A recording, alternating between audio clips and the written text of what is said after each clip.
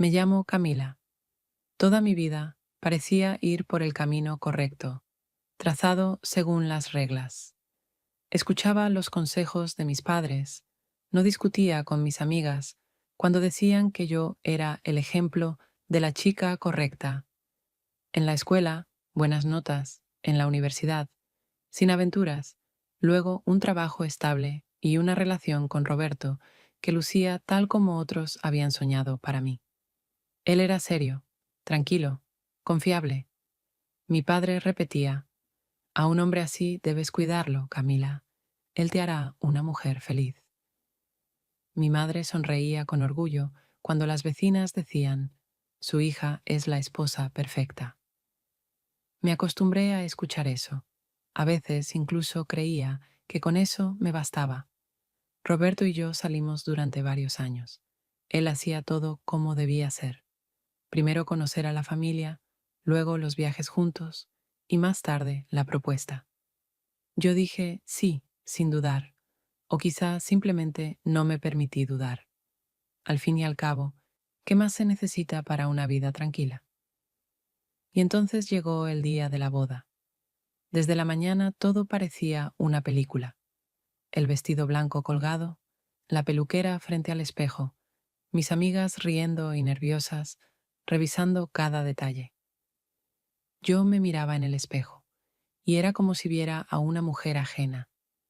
Ojos maquillados con perfección, peinado lujoso, vestido impecablemente ajustado. Pero en lo profundo de mis pupilas no había esa docilidad ni esa seguridad que todos esperaban de mí. Allí se escondía otra cosa, una pregunta para la cual no tenía respuesta. Me senté al borde de la cama y por primera vez en muchos años sentí que me costaba respirar. No eran los nervios previos a la ceremonia, no era la típica inquietud, era algo más profundo, como si toda mi vida, hasta ese momento, hubiese seguido un guión, y de pronto me diera cuenta de que jamás había tenido en mis manos la pluma para reescribirlo.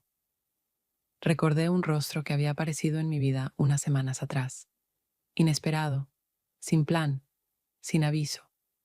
El rostro de un muchacho en una cafetería. Sus ojos, directos y atentos, sostuvieron los míos más de lo que corresponde entre desconocidos. Y fueron esos los que vinieron a mi mente aquella mañana, cuando debería haber pensado en Roberto. Intentaba ahuyentar esa imagen, convencerme de que era un recuerdo casual, pero permanecía, como una voz extraña que no se callaba. Al llegar a la iglesia, veía a mi alrededor rostros sonrientes, escuchaba las carcajadas claras de los invitados. Me felicitaban, me estrechaban las manos, me llenaban de cumplidos, y yo sentía que todo eso no me pertenecía, sino a esa novia perfecta que había aprendido a interpretar. Avanzaba hacia adelante, pero mis pensamientos huían hacia atrás, a aquel día en que un encuentro fortuito me obligó a mirarme de otra manera. Y entonces entendí, mi boda ya no era mía. En ese momento aún sostenía la mano de Roberto, aún le asentía, aún escuchaba al sacerdote, pero por dentro yo ya no le pertenecía. Mis ojos buscaban a otro, aquel que ni siquiera sabía que ese día se convertía en parte de una historia que nos cambiaría a todos. Intentaba convencerme de que todo pasaría, que después de la ceremonia sería más fácil, que el amor podía cultivarse como un hábito. Pero en lo profundo ya sentía, no había camino de regreso. Daba un paso hacia una nueva vida, y al mismo tiempo comprendía que se desmoronaría antes incluso de firmar los documentos. Esa misma mañana, cuando debían pronunciarse palabras de fidelidad, hice la confesión más importante, a mí misma. No era la mujer que todos creían, y la boda no podía ocultarlo. Todo comenzó unas semanas antes de la boda, cuando la vida parecía fijada, definitivamente, en un calendario de ensayos, elección de flores, pruebas de vestido y llamadas interminables de los parientes. Acepté reunirme con una amiga en una pequeña cafetería cerca de nuestra oficina. Hacía tiempo que no nos veíamos. Ella insistió en el encuentro, y yo accedí más por cortesía que por verdadero deseo, porque me sentía agotada por todo el caos de la boda. El lugar estaba bullicioso. El barista llamaba a los clientes en voz alta. La puerta chirriaba cada vez que alguien entraba o salía, y las mesas estaban tan juntas que las conversaciones ajenas se mezclaban con la nuestra, creando un murmullo continuo en el que se perdían las palabras.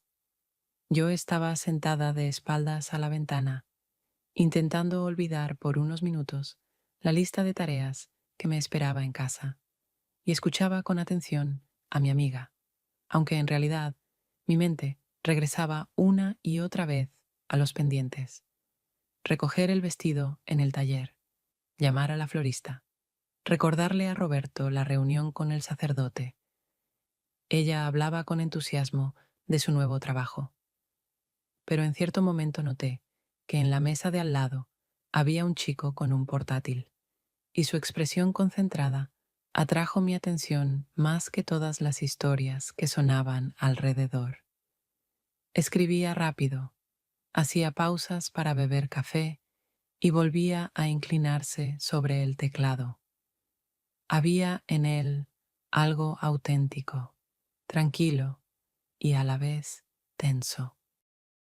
Cuando nos levantamos para irnos, pasé junto a él y sin querer rozó mi bolso que colgaba del hombro. Me detuve. Él levantó la cabeza enseguida y dijo en voz baja: «Perdón, no fue mi intención». Su voz era serena, firme, sin la prisa mecánica que suele escucharse en lugares llenos de gente. Respondí algo breve, como «no pasa nada», pero su mirada me obligó a quedarme un instante más de lo necesario.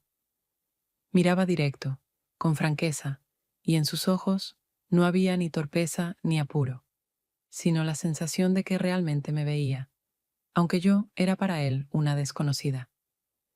Salí de la cafetería sin volverme casi, pero la imagen de ese instante quedó conmigo. Intenté convencerme de que era una nimiedad, una situación cotidiana sin importancia. Y aún así, al regresar a casa esa tarde, me descubrí pensando no en la lista de cosas por hacer, sino en aquella mirada demasiado directa, demasiado atenta, demasiado real. Al día siguiente, volví a sumergirme en los preparativos de la boda. Reunión con el decorador, selección de servilletas y velas con mi madre. Sin embargo, en el trasfondo de mi mente aparecía de vez en cuando la imagen de ese chico de la cafetería. No sabía su nombre, ni a qué se dedicaba, ni siquiera recordaba con claridad la camisa que llevaba, pero aquel breve episodio se había grabado en mí con más fuerza que decenas de asuntos importantes que deberían llenar mi memoria. Pasaron unos días y seguía sorprendiéndome de que ese recuerdo no desapareciera, de que pensara en él en los momentos más inesperados, probándome zapatos, escribiendo la lista de invitados, escuchando a Roberto hablar de una reunión de trabajo. No se parecía a un enamoramiento ni a una atracción, porque para eso hay que conocer a la persona. Y yo no sabía absolutamente nada de él.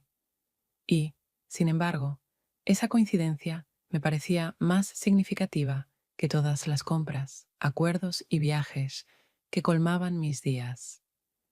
Intentaba restarle importancia, espantar las ideas, recordarme que tenía por delante la boda, que había tomado la decisión correcta, que no tenía derecho a fantasear con un desconocido. Pero pese a todo, en lo profundo ya había cambiado algo, aunque todavía no quisiera admitirlo, ni siquiera ante mí misma. La semana siguiente, cuando ya casi todo estaba decidido respecto a la ceremonia de la boda, Roberto y yo fuimos a una reunión con los organizadores que se encargaban de las fotos y los videos, de la distribución de los invitados y de todo el orden del día de la boda para evitar cualquier imprevisto. Yo estaba convencida de que sería una reunión meramente técnica, una de esas en las que hay que aprobar detalles, escuchar propuestas y asentir con la cabeza, confiando en que otros entienden mejor que una misma. Nos sentamos alrededor de una mesa grande en una oficina pequeña, con olor a papel impreso y a café. La organizadora empezó a presentar al equipo que trabajaría con nosotros durante la boda. Yo escuchaba sin mayor interés cuando mencionaba los nombres de floristas, decoradores y demás asistentes. Todo me parecía tan rutinario que ni siquiera trataba de memorizarlo, hasta que dijo: "Y este es nuestro fotógrafo. Él será responsable de las imágenes principales, las que quedarán con ustedes para toda la vida". Entonces lo vi. Se levantó de su asiento, se acercó y me tendió la mano, diciendo con calma y seguridad: "Santiago". En ese instante sentí un nudo en el pecho porque lo reconocí al momento, sin la menor duda. Era el mismo chico de la cafetería que unas semanas antes había rozado mi bolso y me había mirado como si supiera que ese instante quedaría en mi memoria. Seguramente me delaté porque me estremecí, y él solo sonrió levemente, como si entendiera que esa coincidencia no era casual. Roberto no notó nada, simplemente le estrechó la mano, agradecido de haber encontrado a un profesional dispuesto a registrar nuestros recuerdos. Yo intentaba aparentar concentración, pero por dentro todo se confundía. Repetía su nombre en mi mente, tratando de acostumbrarme a él, y sonaba demasiado sencillo y a la vez demasiado fuerte, con un peso mayor al de un encuentro ordinario. Mientras los organizadores hablaban de horarios de fotos, de lugares ideales para las tomas, yo casi no escuchaba, consciente de que Santiago me miraba de vez en cuando con una seguridad demasiado intensa para pasar inadvertida. Me sentía intranquila, desviaba la vista hacia mi cuaderno, como si tomara notas, aunque no lograba escribir nada, porque la mano me temblaba. Me impactaba no solo el hecho de reencontrarlo, sino la sensación de que su sonrisa no era casual, de que parecía haber previsto que tarde o temprano volveríamos a coincidir. Era como estar en un juego cuyas reglas desconocía, aunque sabía que ya formaba parte de él. Cuando la reunión terminó, todos siguieron discutiendo detalles técnicos, pero yo solo escuchaba su voz. Incluso cuando hablaba de iluminación, lentes o posiciones de cámaras, me parecía que lo decía únicamente para mí. Era absurdo, porque a mi lado estaba Roberto, confiado en el proceso, sin notar nada extraño. Y fue ahí cuando entendí por primera vez que el destino a veces lanza bromas demasiado peligrosas como para ignorarlas. Nos despedimos, y Santiago volvió a estrechar mi mano, reteniéndola un poco más de lo que dictaban las normas de etiqueta. Sentí como la sangre se me subía al rostro. Fue solo un segundo, pero me pareció que el tiempo se alargaba.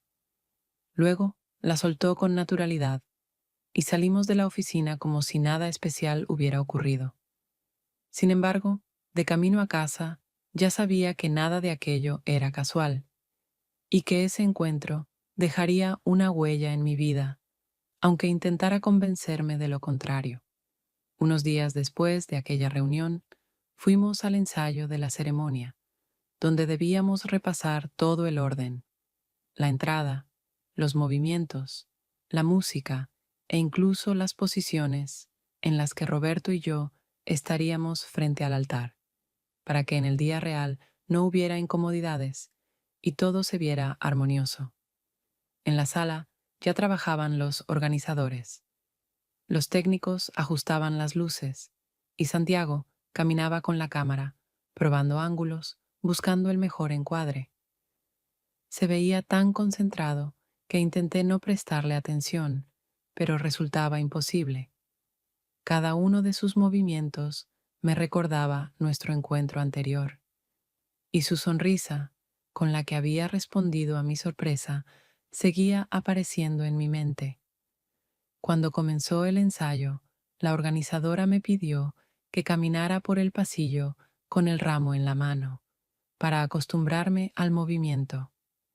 Santiago se acercó enseguida y corrigió la posición de mis brazos, explicando que así luciría más natural. Su voz era baja y tranquila, pero con una seguridad que me hacía difícil permanecer indiferente. Sus dedos tocaron mi codo, y aquel contacto fue demasiado evidente como para fingir que no lo sentía. A pocos pasos estaba Roberto, ocupado hablando con el coordinador sobre la música para nuestro primer baile. Yo sabía que no debía permitirme distracciones, pero cada vez que Santiago se inclinaba para mostrarme el ángulo de una foto o corregir mi postura, mi corazón se aceleraba y me resultaba imposible explicármelo siquiera a mí misma. Parecía que él simplemente hacía su trabajo, pero en su mirada había algo más que atención profesional.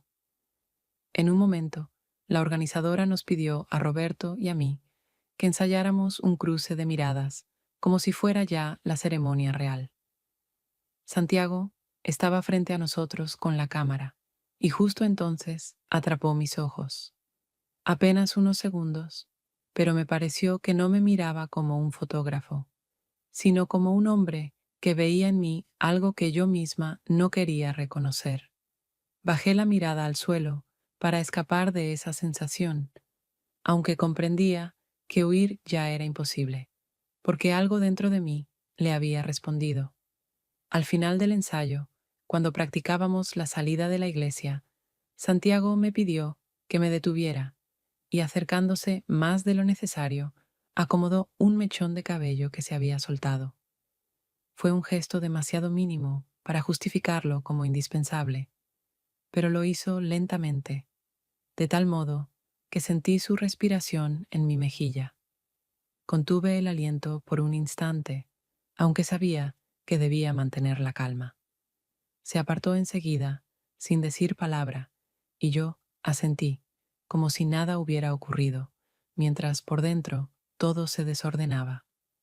Mientras tanto, Roberto bromeaba con los organizadores y yo reía junto a él, fingiendo estar totalmente presente, aunque sentía que Santiago levantaba otra vez la cámara y que capturaba no solo la imagen, sino mis emociones verdaderas, las mismas que trataba de esconder incluso de mí misma. Cuando el ensayo terminó, todos se dispersaban despacio, comentando los últimos detalles. Santiago se acercó y dijo que las fotos habían salido bien, pero que necesitaríamos algunas tomas más en la próxima ocasión. Su tono sonaba rutinario, pero yo entendí que lo decía solo para alargar la conversación unos segundos más. Respondí de manera breve y correcta, intentando no mostrar mi agitación, y me dirigí a la salida, con la sensación de que cada paso pesaba demasiado, porque dejaba atrás algo de lo que ya no podría renunciar. Esa noche, mientras regresábamos a casa, Roberto habló mucho de lo bien organizado que estaba todo, de lo feliz que se sentía de haber encontrado profesionales tan responsables. Yo asentía, sonreía e intentaba acompañar su entusiasmo, pero dentro de mí ya se abría un nuevo y peligroso camino en el que había dado el primer paso sin ser plenamente consciente de ello. A la mañana siguiente, el día de la boda, la casa estaba sumida en un auténtico caos. La peluquera iba de un lado a otro con plancha y horquillas. Las damas de honor reían nerviosas, temiendo equivocarse en algún detalle. Mi madre revisaba las joyas y el ramo, y yo permanecía sentada frente al espejo, observando cómo mi reflejo se transformaba poco a poco en la imagen de una novia creada no solo por el maquillaje y el vestido, sino también por las expectativas de todos los que me rodeaban. Miraba en silencio, intentando encontrar en mis ojos calma, pero solo veía una tensión que no desaparecía ni siquiera cuando forzaba una sonrisa. De camino a la iglesia, en el coche, reinaba un silencio que mi madre trataba de suavizar con palabras de ánimo, pero me resultaba difícil responder, porque mis pensamientos se desviaban continuamente. Sabía que estaba a punto de dar un paso enorme que debía definir mi vida para siempre, y al mismo tiempo sentía que mi mundo interior no coincidía con lo que los demás esperaban de mí. Al llegar, vi a los invitados reunidos con flores, cámaras y sonrisas radiantes, y me invadió la sensación de que entraba en un escenario con un guión ya escrito, sin espacio para improvisaciones. Cuando se abrieron las puertas y pisé la alfombra, sentí todas las miradas sobre mí, mientras la música sonaba solemne, cada paso resonando en mi pecho como un golpe. Vi a Roberto, sereno y confiado, junto al altar, con una sonrisa que no me despertaba la alegría que había imaginado. En ese mismo instante lo vi a él, Santiago, de pie a un lado, con la cámara. Su mirada no era como la de los demás invitados, ni la de un trabajador. No ocultaba nada. Era directa, atenta, y en ella leí no solo concentración profesional, sino un desafío al que ya, sin saberlo, yo respondía. Cada minuto de la ceremonia se alargaba más de lo que podía soportar. Por fuera, yo lucía como debía, sonriente, dócil, lista para repetir las palabras del sacerdote. Pero por dentro crecía una inquietud, porque sabía que Santiago veía más de lo que debía ver un extraño. Cuando levantaba la cámara y tomaba una foto, sentía que no capturaba solo la imagen, sino mi lucha secreta, la que yo trataba de ocultar. Al llegar el momento de pronunciar los votos, mis manos temblaban levemente, aunque mi voz sonaba firme y sonriente. Pero en mi cabeza, otra voz me preguntaba si realmente estaba lista para entregar mi vida a este hombre, cuando mis ojos ya pertenecían a otro. Sentía la ternura en la mirada de Roberto, pero también veía a Santiago, que alternaba entre la cámara y mi rostro, como comprobando si realmente decía lo que quería decir. Después de firmar los documentos y terminar la ceremonia, los invitados nos lanzaban pétalos, aplaudían, reían, sacaban fotos. Todo lucía perfecto, como sacado de una revista. Sin embargo, yo caminaba al lado de Roberto, tomada de su mano, y mis ojos, de cuando en cuando, buscaban a Santiago entre la multitud, y cada vez que lo encontraba, él me devolvía una mirada que parecía leer mis verdaderos pensamientos. En el banquete, todo era aún más solemne. Mesas rebosantes de comida, decoraciones, risas, brindis, música. Trataba de perderme en ese bullicio, pero cada movimiento de Santiago me recordaba que ya no era la mujer que todos creían. Él no se acercaba demasiado, trabajaba con profesionalismo, pero yo sabía que su lente no solo apuntaba a la fiesta, sino también a mí.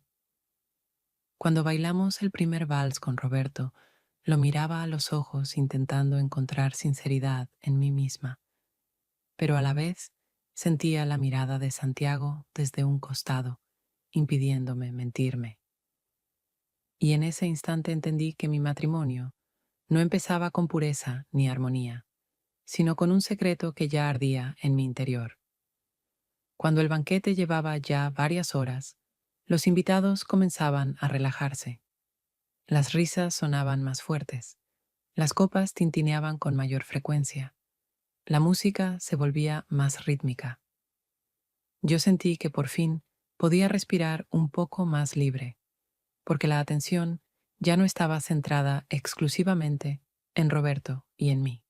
Los familiares charlaban en las mesas, los amigos bailaban, los niños corrían entre los invitados. Incluso mi madre parecía más tranquila, convencida de que todo transcurría como debía. Yo intentaba aparentar la misma despreocupación, pero en mi interior crecía una inquietud que no podía detener, porque cada vez que veía a Santiago con la cámara, casualmente cerca de mí, mi corazón comenzaba a latir más rápido. Estaba sentada junto a Roberto, que escuchaba atentamente los brindis y reía con los demás, mientras yo notaba cómo mi mirada se dirigía hacia otro lado. Cuando Santiago se acercó para mostrarnos algunas fotos en la pantalla de la cámara, se inclinó y dijo en voz baja que convenía hacer algunas tomas personales, comprobar si todo salía bien. Lo dijo con tanta naturalidad que nadie alrededor le prestó atención. Roberto asintió, siguiendo su charla con los amigos, y yo me levanté, fingiendo que iba a revisar las imágenes, aunque sabía muy bien que aquel era solo un pretexto. Salimos a un pasillo estrecho que conducía a las áreas de servicio del restaurante. Allí, sin ojos curiosos alrededor, él se detuvo. Se volvió hacia mí y me miró en silencio unos segundos, como comprobando si yo estaba lista para dar el siguiente paso. Sentí que el suelo se movía bajo mis pies, consciente de que algo irreparable estaba a punto de ocurrir, y al mismo tiempo sin fuerzas, ni deseos, de evitarlo. Él se acercó, y en ese instante dejé de oír la música y las risas de la sala. Todo lo que existía eran sus ojos y la distancia entre nosotros, que se acortaba con cada respiración. Cuando sus labios tocaron los míos, sentí como todas las murallas que había construido durante años se derrumbaban en un segundo. Respondí a ese beso, aún sabiendo que no podía justificarse ni como accidente ni como debilidad pasajera. En ese momento mi vida se dividió en dos: la parte en la que seguía siendo la esposa de Roberto y la parte en la que ya pertenecía a Santiago, aunque las palabras dijeran lo contrario. El beso fue breve, pero demasiado intenso para olvidarlo. Se apartó como esperando mi reacción. Su rostro permanecía serio, aunque en sus ojos ardía un fuego imposible de ocultar. Retrocedí un paso, intentando recomponerme, pero comprendí que ya no había forma de regresar al punto en el que estaba unos minutos antes. Habíamos desaparecido quizá 10, tal vez 15 minutos. Regresé a la sala, intentando mantener la calma. Me senté junto a Roberto y tomé su mano, como si nada hubiera ocurrido. Él me sonrió sin sospechar nada extraño y siguió conversando con sus amigos, mientras yo escuchaba con atención fingida y al mismo tiempo sentía en mis labios el rastro de otro hombre. Aquella noche entendí que el mayor delito de mi vida ya se había consumado y que detenerme sería imposible. Había abierto una puerta hacia otra existencia, y esa puerta ya no se podía cerrar. Al final, la boda resultó un éxito. Todos los invitados quedaron satisfechos y, para el mundo exterior, Roberto y yo parecíamos una pareja feliz. Pero dentro de mí ya germinaba otra vida. La semana siguiente, mientras familiares y amigos aún comentaban los detalles de la ceremonia, me llamaban para felicitarnos y decían lo maravillosa que había sido. Yo ya vivía con la certeza de que mi mundo interior se había partido en dos. En casa me comportaba como si nada hubiera cambiado. Preparaba el desayuno, sonreía a Roberto, escuchaba sus planes para el trabajo, pero al mismo tiempo sentía un desasosiego nuevo que solo se calmaba al ver a Santiago. Si no lo hacía, esa tensión se volvía insoportable. Comenzamos a vernos en bares pequeños en las afueras, donde nadie nos conocía y donde una pareja sentada en un rincón pasaba desapercibida.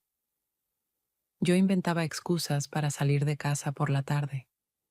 Decía que me reunía con una amiga, que debía quedarme más tiempo en la oficina o que todavía había asuntos pendientes con los organizadores de la boda. Cada mentira sonaba creíble, porque Roberto confiaba en mí de tal forma que ni siquiera imaginaba que pudiera ocultarle algo. En esos bares hablábamos, pero pronto las conversaciones se transformaban en algo más, en una cercanía que con el tiempo se volvía cada vez más íntima. A veces salíamos al aparcamiento y nos quedábamos en su coche. Allí, en medio de la oscuridad y el olor a gasolina, todo se sentía como si el mañana no existiera. El miedo me envolvía cada vez que regresaba a casa, temiendo que Roberto me hiciera alguna pregunta, que notara un cambio en mí. Pero ese mismo miedo alimentaba mi deseo de volver a verlo. Con el paso de los días, la prudencia se fue perdiendo. Santiago a veces me llamaba tarde en la noche, sabiendo que yo estaba en casa. Yo iba a la cocina con el pretexto de buscar un vaso de agua, y en realidad escuchaba su voz serena, firme, que me hacía olvidar quién era y qué vida debía vivir. Después apagaba el teléfono, regresaba a la cama y me acostaba junto a Roberto, que dormía tranquilamente, sin sospechar que mis pensamientos estaban lejos de él. Comenzamos a buscar lugares distintos, a veces una cafetería, fingiendo un encuentro casual de apenas 10 minutos. Otras, un restaurante, donde yo le decía a Roberto que cenaría con colegas, mientras en realidad me sentaba en un rincón oscuro con Santiago. Lo más común, sin embargo, seguía siendo su coche, porque era lo más sencillo y lo menos visible. Pero incluso allí corríamos riesgos. Yo regresaba a casa, con la sensación de que el aroma de su perfume aún quedaba en mi piel. Empecé a notar que me costaba ocultar mis cambios de ánimo. Con Santiago me sentía exaltada, como si estuviera viva de verdad.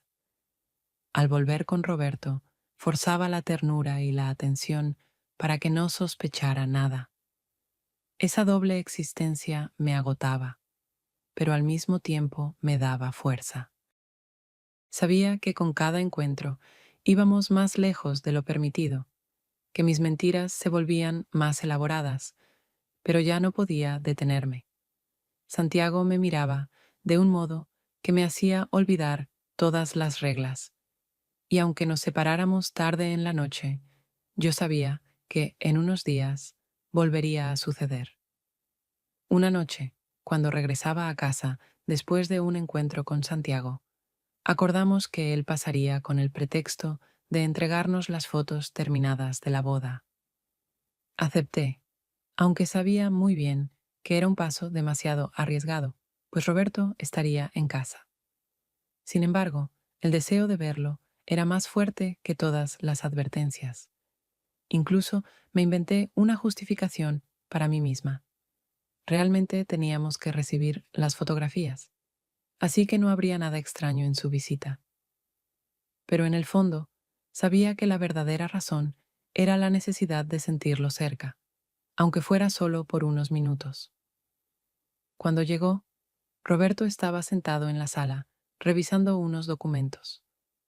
Yo salí a recibir a Santiago, esforzándome por aparentar calma y naturalidad. Nos sentamos a la mesa, abrimos el portátil y comenzamos a ver las fotos de la boda. A primera vista, todo parecía normal. Roberto se acercaba de vez en cuando, hacía algún comentario, bromeaba diciendo que en ciertas tomas yo aparecía demasiado seria, y yo reía con él, fingiendo estar realmente fascinada con las imágenes. Pero bajo la mesa ocurría otra vida, porque Santiago me rozaba la mano en secreto, la sujetaba, apretaba mis dedos de tal manera que sentía su calor y me era imposible concentrarme en la pantalla. Yo estaba junto a mi propio esposo, escuchaba su voz, le respondía, pero por dentro pertenecía a otro hombre, sentado a apenas unos centímetros de distancia, jugando conmigo a un juego peligroso cuyas reglas solo nosotros dos conocíamos.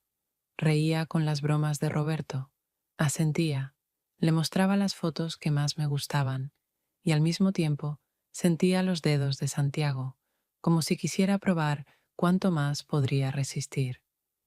Era tan arriesgado que cada segundo temía que Roberto notara algo extraño, pero él no sospechaba nada, pues confiaba en mí ciegamente. Esa confianza me hería por dentro más que cualquier reproche. Cuando terminamos de ver las fotos, Roberto agradeció a Santiago por su trabajo y dijo que era un verdadero profesional.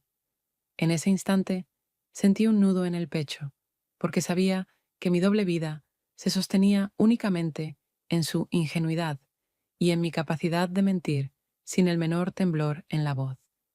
Santiago simplemente sonrió, respondió con naturalidad, se levantó y yo lo acompañé hasta la puerta, intentando disimular la creciente agitación que me dominaba. Cuando la puerta se cerró, regresé a la sala, me senté junto a Roberto y seguí hablando de las fotos como si nada hubiera pasado. Pero en mi interior sabía que apenas unos minutos antes había estado al borde de un límite que ya había cruzado sin retorno. Miraba a mi esposo, que hablaba de los planes para el fin de semana, y pensaba en lo extraño que resultaba vivir dos vidas a la vez, una correcta, tranquila y aparentemente feliz, la otra prohibida, ardiente y peligrosa, que me alimentaba con tanta fuerza que no podía renunciar a ella. Esa noche comprendí que ya no podía separar una parte de la otra. Existían en paralelo, y yo había aprendido a cambiar de un papel a otro con tanta facilidad que hasta me sorprendía de lo convincente que podía parecer allí, donde la mentira llenaba cada paso que daba. Una noche, cuando nuestros encuentros con Santiago ya se habían convertido en un ritual habitual, aunque siempre arriesgado, él me propuso algo que hasta entonces habíamos evitado. Siempre nos limitábamos a su coche, a bares discretos o a algunos minutos en lugares al azar. Pero esa vez me dijo que quería más tiempo, que deseaba que estuviéramos juntos sin prisas, sin estar mirando constantemente alrededor. Al principio guardé silencio, con el miedo oprimiéndome el pecho, pero a los pocos minutos acepté, porque sabía que ya no podía negarme. Quedamos en vernos en las afueras de la ciudad, en un pequeño motel que había encontrado. Cuando llegué, el corazón me latía tan fuerte que apenas podía concentrarme en la carretera. El edificio era sencillo y discreto, con un letrero que brillaba débilmente y un olor a tabaco que se sentía incluso desde la calle. Al entrar en la habitación, Santiago ya me esperaba, y su mirada bastó para borrar todas mis dudas, porque había en ella algo que me atraía con más fuerza que cualquier prohibición. La puerta se cerró y nos quedamos a solas en un cuarto, con cortinas baratas, un televisor viejo y una cama que crujía al menor movimiento. Sabía que ese paso significaba entrar en una dimensión completamente distinta de nuestra historia, que ya no era solo coqueteo ni momentos furtivos, sino una traición abierta, imposible de justificar como debilidad pasajera. En aquella habitación nos olvidamos del tiempo, y yo me sorprendía a mí misma sintiendo que lo que ocurría entre nosotros no tenía nada en común con mi vida habitual con Roberto. Allí, en casa, todo era correcto, medido y sereno. Aquí, en cambio, todo era caótico, ardiente, tan real que me resultaba imposible resistirme. Cada minuto lo vivía con tal intensidad que me parecía que estaba viviendo por primera vez, y eso me asustaba aún más que la propia mentira. Cuando llegó el momento de volver a casa, me quedé mucho rato sentada en el coche antes de encender el motor, intentando recomponerme, borrar de mi rostro cualquier huella de emoción y obligarme a parecer como si simplemente hubiera estado con una amiga o me hubiera quedado más tiempo en el trabajo. De camino, le escribí a Roberto un mensaje corto. Te amo. Me sorprendió lo fácil que mis dedos trazaron esas palabras, cuando aún llevaba dentro el eco de unas horas en el motel. Al llegar, él me recibió con una sonrisa, me besó y preguntó si todo estaba bien. Yo respondí con seguridad y hasta con ternura, porque ya había aprendido a vivir en una doble vida. Una parte de mí le pertenecía a él y la otra a Santiago. Sentía que me estaba convirtiendo en una maestra de la hipocresía, que mis mentiras sonaban tan naturales que hasta yo misma empezaba a creer en ellas. Pero, al mismo tiempo, dentro de mí crecía el miedo, porque comprendía que un juego así no podía durar para siempre. Esa noche, acostada junto a Roberto, escuchando su respiración tranquila y mirando la oscuridad, entendí que había ido demasiado lejos, que la línea que había cruzado nunca me permitiría regresar y que cada nuevo encuentro con Santiago no haría más que profundizar la grieta que ya se abría entre mi esposo y yo. Pasaron unas semanas después de aquella noche en el motel y, aunque en apariencia nuestra vida con Roberto seguía su curso habitual, dentro de mí sentía que poco a poco se abría una distancia entre nosotros y él empezaba a notarlo. Se volvió más atento a mis detalles. Preguntaba por qué me demoraba tanto en el trabajo, por qué casi no soltaba el teléfono, por qué a veces mi mirada parecía perderse lejos cuando estábamos sentados a la misma mesa. Al principio sus preguntas sonaban en tono de broma, como si no les diera demasiada importancia, pero cada día su voz traía más desconfianza, disfrazada de preocupación, aunque yo la percibía con claridad. Le respondía con calma y convicción que todo estaba bien, que tenía mucho trabajo, que mis amigas necesitaban verme, que a veces simplemente quería salir a caminar. Él escuchaba, asentía, pero yo veía en sus ojos la sombra de la sospecha, que no desaparecía aunque intentara ocultarla. Había aprendido a mentir sin temblar, y cada vez que lo hacía, me asombraba de lo natural que sonaban mis palabras, como si siempre hubiera vivido en dos mundos, y solo ahora descubriera lo bien que podía interpretarlos. Con Santiago seguíamos viéndonos, a veces solo unos minutos, a veces más tiempo, y cada encuentro borraba de mí cualquier conciencia del riesgo, aunque ya sabía perfectamente que nuestras citas dejaban huellas cada vez más difíciles de disimular. No solo me delataban mis retrasos, sino también mis cambios de humor. Volvía demasiado excitada o a veces demasiado pensativa, y Roberto lo notaba, aunque no pudiera explicárselo. Una noche me preguntó directamente por qué revisaba tanto el teléfono, cuando antes nunca lo hacía. Le sonreí y respondí que era por el trabajo, que últimamente llegaban muchos mensajes. Incluso le mostré un par de conversaciones inofensivas que había dejado a propósito para tales ocasiones. Él no dijo nada, solo me miró con una mezcla de duda y deseo de creerme. Su silencio empezó a pesarme más que cualquier palabra. Comprendí que sentía el cambio, aunque no tuviera pruebas, y cuanto más observaba sin decir nada, más buscaba yo escapar hacia Santiago, porque con él me sentía viva, mientras en casa cada detalle se transformaba en una prueba que debía superar para no despertar preguntas. Comencé a preparar explicaciones más complejas, a veces incluso con antelación, por si volvía a interrogarme. Esa constante disposición a mentir se volvió parte de mi vida, tanto que ya no notaba lo fácil que resultaba. Y, sin embargo, después de cada mentira, me invadía la culpa, que trataba de suavizar con palabras de amor. Por las noches, al acostarnos, le susurraba «te amo», aún sabiendo que al día siguiente volvería a buscar a otro. Las grietas entre nosotros se profundizaban. Lo veía en cómo reía menos, en cómo se demoraba en mirar mi rostro cuando yo apartaba la vista, en cómo sus abrazos eran más breves y más fríos, aunque intentara mantener la compostura, y me asustaba comprobar que nuestro matrimonio, que para todos parecía sólido y correcto, en realidad se desmoronaba ante mis ojos, y yo no podía ni detenerlo, ni reconocer mi culpa.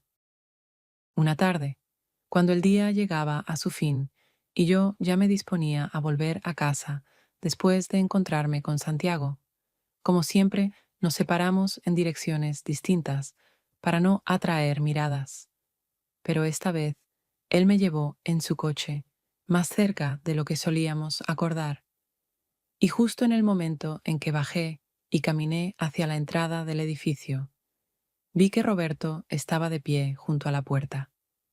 Me esperaba, y su mirada, que primero se posó en mí y después en el coche de Santiago, fue tan directa y pesada que sentí que las piernas me flaqueaban. Fingí que nada ocurría. Me acerqué a él con la misma sonrisa con la que lo recibía cada noche. Pero esta vez no surtió efecto. Sus ojos ya me habían dicho más que cualquier palabra.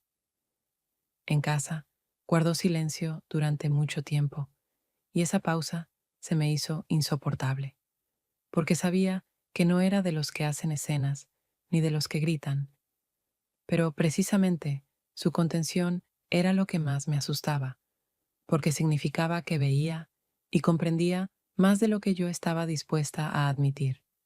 Cuando por fin habló, su voz fue calmada y baja, pero cada palabra me golpeó con más fuerza que si me hubiera gritado: ¿es cierto?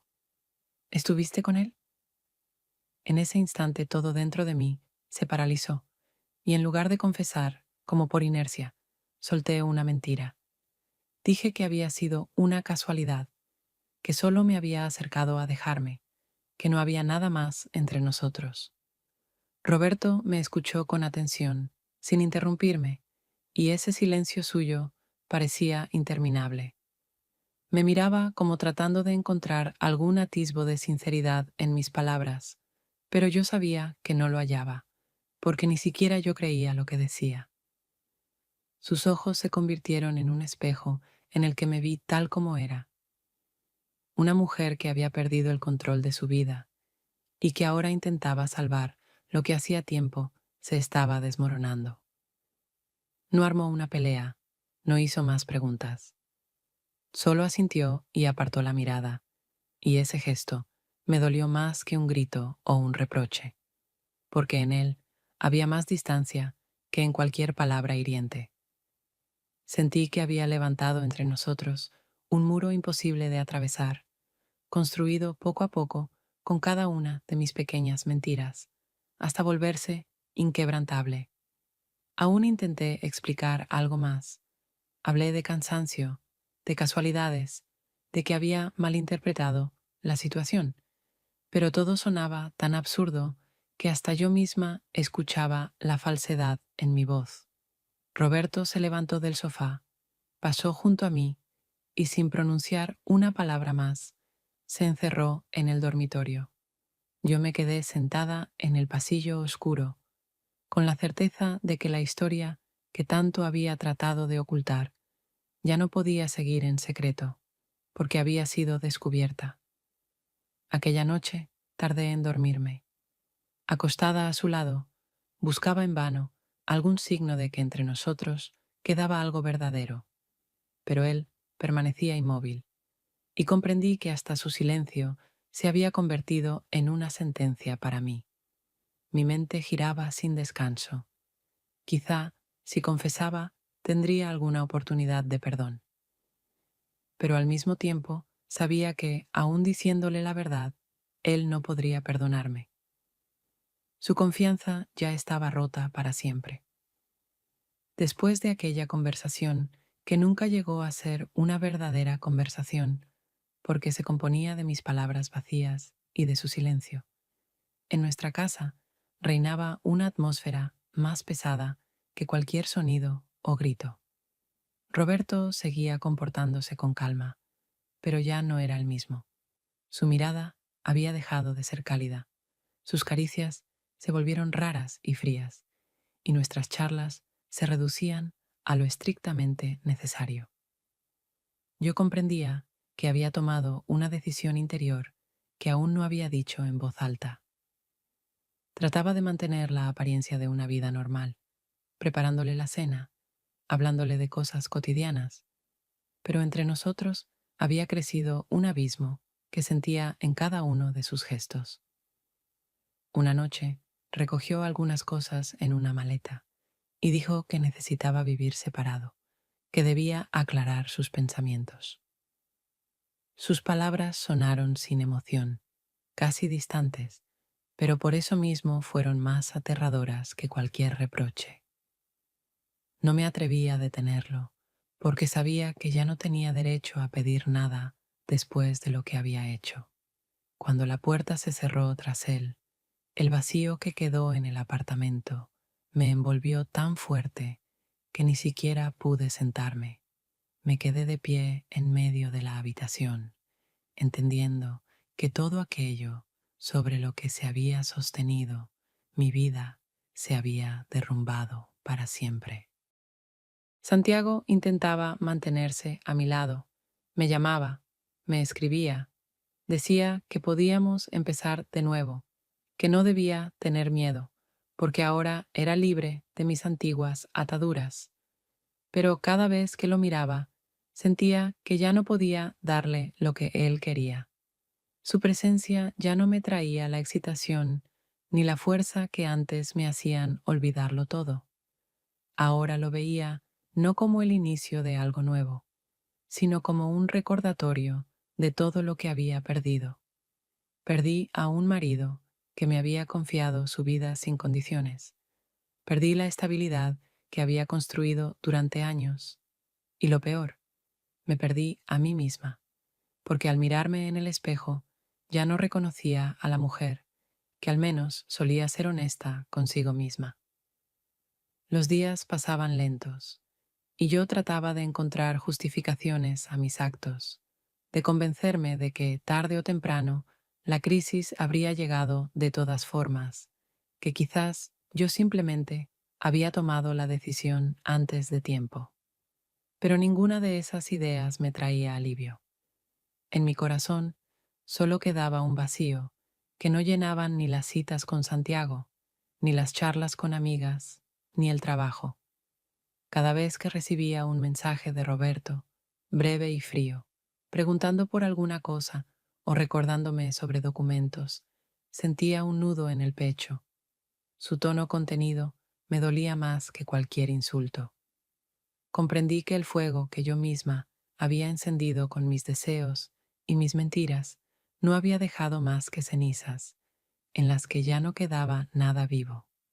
Santiago aún estaba cerca, pero mi corazón ya no le pertenecía, porque se había quemado junto con todas las ilusiones de felicidad que había construido. Lo había perdido todo al mismo tiempo, al hombre que creyó en mí, al amor que traicioné, y a mí misma, porque ya no sabía explicarme quién era, ni por qué había elegido un camino que solo me llevó a la soledad. La recompensa, mi castigo, no llegó en forma de escándalos ni de peleas, sino en forma de silencio, un silencio en el que me quedé sola con mis pensamientos y que resultó ser la condena más dura, porque en él se reflejaban todas mis decisiones, que ya no podían cambiarse.